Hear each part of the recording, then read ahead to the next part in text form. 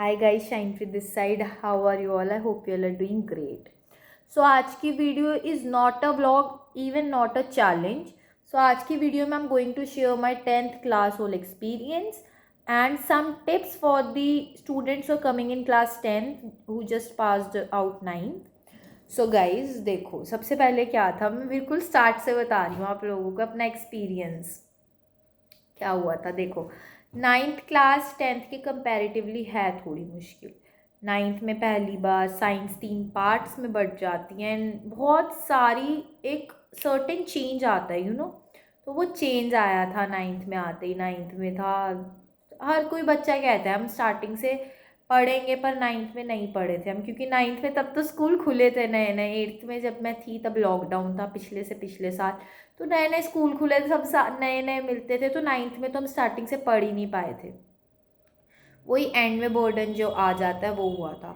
उसके बाद हर क्लास के एंड में हर बच्चा सोचता है कि इस साल स्टार्टिंग से पढ़ेंगे। 10th में भी सोचा, 9th में सोचा था एंड में कि चलो 10th में बिल्कुल स्टार्टिंग से पढ़ेंगे, बट वैसा नहीं हो पाया।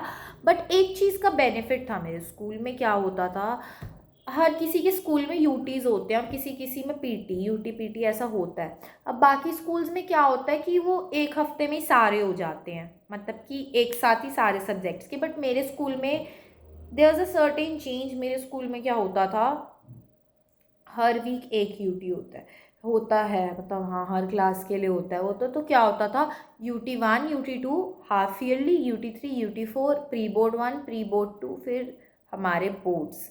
12th क्लास के प्री बोर्ड UT4 नहीं होते, और जो 10th 12th क्लासेस छोड़ के हैं उनके प्री बोर्ड्स नहीं होते, सीधा फाइनल्स होते हैं। तो क्या हुआ था कि अब क्या होता है, अगर आप साथ साथ पढ़ी जाओ ना तो सिलेबस से आप ना चाहते हुए भी ना कवर हो जाता है। क्या होता था, मैथ्स एक ऐसा सब्जेक्ट है जिसको आपको रोज़ प्रैक्टिस करनी पड़ती है।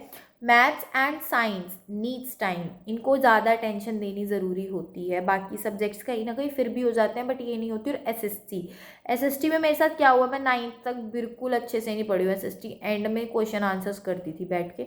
बट इस साल मेरा एक गोल था, मेरा एक माइंडसेट था कि अगर if I need good marks in class 10th, what I need to do is I need to cover it by the start. मेरे को स्टार्ट से उसे कवर करते चलना पड़ेगा। तो बस यही हुआ। फिर मैं स्टार्ट से बिल्कुल नोट्स बनाती थी। तो क्या होता था कि ना, हमारे स्कूल में यूटीज़ होते थे। मैथ्स में रोज़ नहीं पढ़ पाती थी, मैं स्कूल से आती थी, सोती थी, सोए बिना मेरा दिमाग नहीं कुछ फंक्शन कर पाता था। मैं नहीं सोए बिना, मतलब ट्यूशन जा पाती थी तो सोकर ट्यूशन जाती थी। फिर आकर वहाँ से जो सब्जेक्ट का पेपर होता था वो पढ़ती थी। फिर मैथ्स, फिर रात हो जाती थी पढ़ते पढ़ते, मैथ्स पढ़ी ही नहीं जाती थी। तो ऐसा चलता गया कुछ टाइम तक। तो UT1 हुए, फिर हमारे नहीं, UT1 आधे हुए थे, फिर समर हॉलीडेज़ आई। अब समर हॉलीडेज़ से सब स्टार्ट होता है एक्चुअली, सच कहूँ तो। समर हॉलीडेज़ में क्या था, समर हॉलीडेज़ में हॉलीडे होमवर्क इतने दे दिए, और 10th में हॉलीडे होमवर्क करना ज़रूरी होता है। You can't skip holiday homework, क्योंकि उसके मार्क्स आगे बोर्ड्स में जाते हैं। तो हॉलीडे होमवर्क करा, हर सब्जेक्ट का दिन रात एक कर दिए थे। हॉलीडे होमवर्क करने में बहुत मेहनत करती थी, हॉलीडे होमवर्क ट्यूशन जाती थी। और उसके बाद मैंने तब सोच लिया कि अपना कैच करना पड़ेगा। तो तब से मैंने SST वगैरह जो सब्जेक्ट्स थे, मैंने एक समझ ली थी चीज़ की अब कंसिस्टेंट रहना पड़ेगा। चाहे दिन में 2 घंटे क्यों नहीं दे रही सेल्फ स्टडी को, देने तो देने हैं। तो बस मैंने वहाँ से कंसिस्टेंसी थोड़ी स्टार्ट करी। गर्मी की छुट्टियाँ एंड हो ही गई थी, फिर एंड होने के बाद से थोड़ा ज़्यादा हो गया था कि हाँ पढ़ना है, प्रेशर होता था। अब एक चीज़ और होती है, अब ना एक चीज़ और होती है कि जब आप अपने साथ वालों को देखते हो ना कि सब मेहनत कर रहे हैं, तो आप भी मोटिवेट होते हो, यार अगर ये मेहनत कर रहे हैं तो मैं क्यों नहीं कर रही, ये कर सकते हैं मैं क्यों नहीं कर सकती। तो मेरे अंदर भी वही उस टाइम जज्बा आया, आई कैन से। मेरे को था कि सब मेहनत कर रहे हैं, मुझे भी करनी है अब तो मैंने स्टार्ट कर दी थी तब से मेहनत। बट इतनी वो नहीं थी, बट मेहनत तो मेहनत थी, मैंने कंसिस्टेंट रहना शुरू कर दिया था। UT1 हुए, UT2 हुए, हाफ ईयरली हुए। हाफ ईयरली में साइंस मैथ्स में थोड़ा नीचे रह गया, तो वहाँ से समझ आ गया कि जितनी मैं टेंशन दे रही हूँ that is not enough for science and maths. I need to give it more time, more attention, more hard work. तो वहाँ से मैंने साइंस मैथ्स पे ज़्यादा फोकस करना शुरू कर दिया था।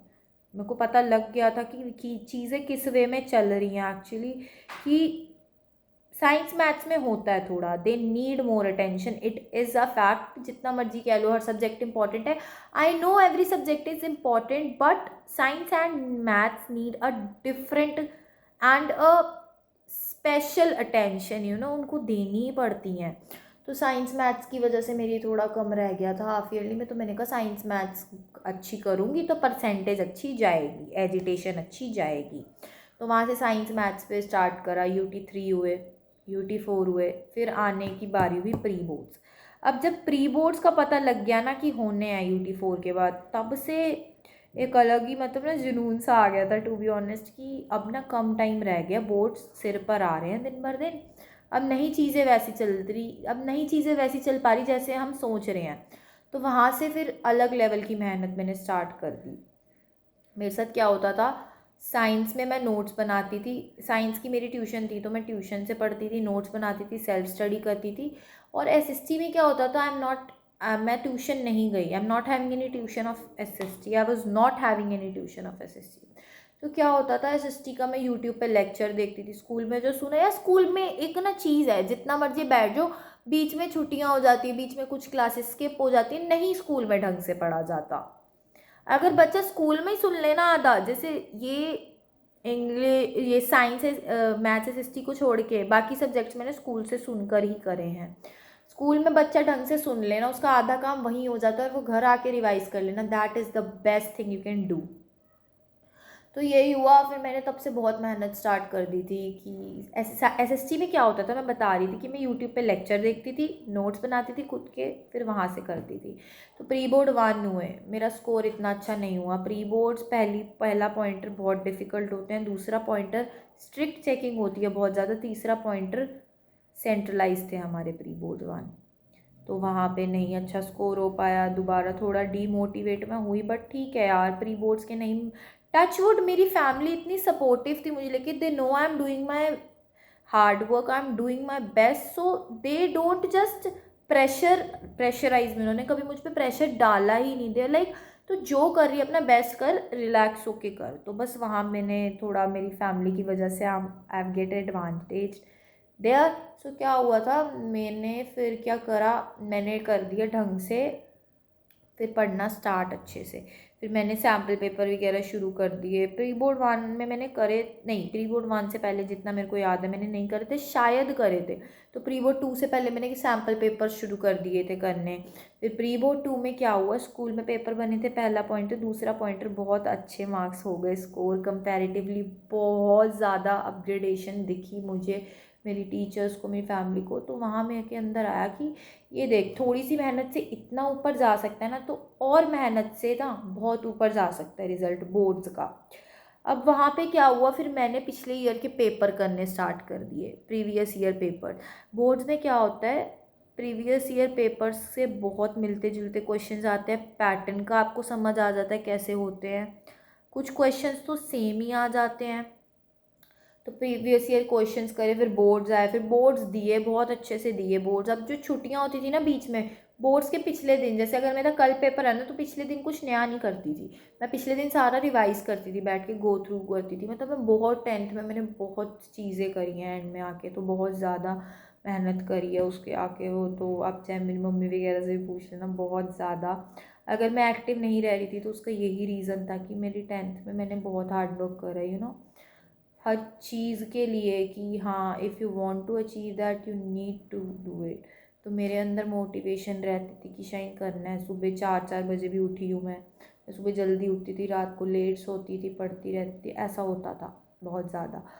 तो क्या होता था, अब मैं आपको टिप्स देना चाहूँगी, ये तो मेरा हो गया 10th का, और टू बी ऑनेस्ट मेरे बोर्ड अच्छे गए हैं।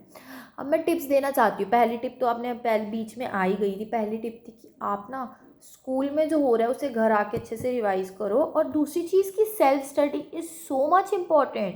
Can you imagine, self study के बिना यू कांट डू एनीथिंग। आप जितनी अच्छी से अच्छी ट्यूशन्स कोचिंग्स लगा लो, नहीं होगा। Self study is the pointer, is the key pointer to good marks. Self study करनी बहुत इंपॉर्टेंट है। तीसरी चीज़, कंसेप्ट्स क्लियर करते चलो अपने स्टार्टिंग से। बोर्ड्स में ना क्या होता है कि सीधे सीधे क्वेश्चंस कोई नहीं आते, कि आपने ये पढ़ा यही क्वेश्चन आ गया, ऐसा नहीं होता। बोर्ड्स में ना ऐसे क्वेश्चन आते हैं जो आपने अगर चैप्टर पढ़ा आपको तो ही आएंगे। You need to analyse and answer, कि सिचुएशंस दे देते हैं बोर्ड में आपको, कि अगर आपके साथ हुआ होता, हिंदी के पेपर में ऐसा था। तो बहुत चीज़ें ऐसी होती हैं कि आपको अच्छे से पढ़ना पड़ेगा, डीप जाके पढ़ना पड़ेगा। एंड एक चीज़ जो 9th के बच्चे कर देते हैं, मेरी एक फ्रेंड है, ये मेरे घर के पास रहती है, मुझसे आज ही मिल के आई हूँ। She was really stressed actually कि यार 10th कैसी होगी। कुछ सबसे बड़ी चीज़, टेंशन को दूर रखनी है, बिल्कुल दिमाग से दूर कर देना टेंशन को। टेंशन से कुछ नहीं होगा, उल्टा काम खराब होगा। मेरे साथ होता था, मेरे साथ क्या हुआ था, मेरे ना साइंस का एक टेस्ट था ट्यूशन में। मैं ट्यूशन से 15 मिनट पहले कॉल पे अपनी फ्रेंड को एक चीज़ समझा रही हूँ आइसोमर्स के बारे में, एंड ट्यूशन जाके मैं ही गलत कर आई in stress. Have you don't need to be nervous, you don't need to be nervous, you don't have to take any stress। 10th class बहुत ईजी है 9th की कंपैरेटिवली। अगर सब कर सकते हैं तो आप लोग भी कर सकते हैं यार। 9th क्लास से बहुत ईजी है 10th। बस what you need to do is concentrate. कोई भी चीज़ करो दिमाग से, अच्छी मतलब अपने मन से अगर आप करना चाहो ना, वो हो जाती है। और पता है क्या होता है मैथ्स में, होता है कि देखो मैथ्स की रोज़ प्रैक्टिस करनी चाहिए। मैथ्स का ही मेरा थोड़ा ऊपर नीचे हुआ है पेपर, केस स्टडी एमसीक्यूज़ में, बाकी मेरे बहुत अच्छे सारे पेपर गए हैं। तो मैथ्स में थोड़ा आप लोग रोज़ प्रैक्टिस करने की ट्राई करना। सैम्पल पेपर ज़रूर करने हैं, और पिछले साल के paper, previous year papers and previous year questions are most, I would like to say most, सबसे बड़ा जो मेरे को एडवांटेज था ना, वो इसी से हुआ था। और टेस्ट देने से घबराना नहीं है। मेरे ट्यूशन में बहुत टेस्ट हुए हैं, लास्ट के 1-2 महीने मैंने सिर्फ टेस्ट देते देते गुजारे हैं। तो घबराना नहीं है, मैं भी घबराती थी कि यार कैसे जाएगा ऐसा। बट आप ना पूरे साल में इतने पेपर दे चुके होते हो, इतने टेस्ट दे चुके हो, कि आप बोर्ड्स के लिए सेल्फ प्रिपेयर्ड खुद ही हो जाते हो। आप ऑटोमेटिकली उस चीज़ के लिए प्रिपेयर्ड हो जाते हो कि हाँ अब हमने ये टेस्ट इतने दे दिए हैं तो वी आर प्रिपेयर्ड। ठीक है, ऐसा होता है बोर्ड्स के लिए।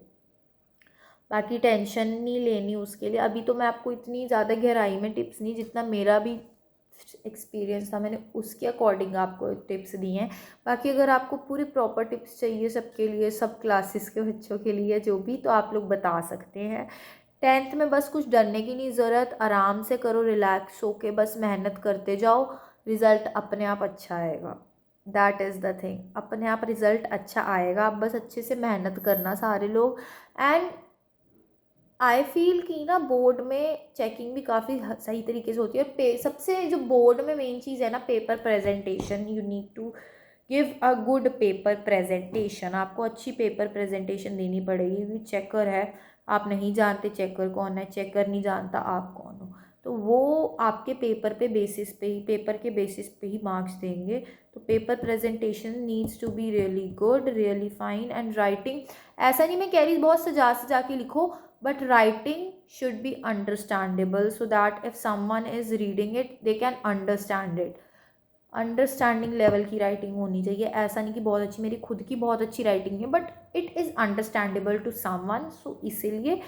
और बस यही था कि आप स्ट्रेस ना लेना, everything will go good. And सबसे मेन चीज़ ये ना सिर्फ पेपर के लिए, हर चीज़ के लिए लागू होती है, दैट थिंक पॉजिटिव। क्या होता है, जो चीज़ें आप सोचते हो ना वो ही यूनिवर्स में घूम के आपके साथ होती है।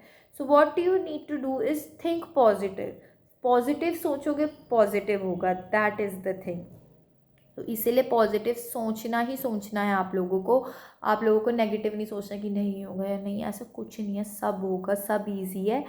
बाकी I wish all the best to every one of you जो जो ये सब देख रहे हो। और जिन जिन के 10th के बोर्ड्स हुए उनसे भी शेयर करना, आप लोग कमेंट्स में बताना जिन जिन के बोर्ड्स हैं, दैट आप लोगों के बोर्ड्स कैसे गए हैं। And thank you so much for watching this video.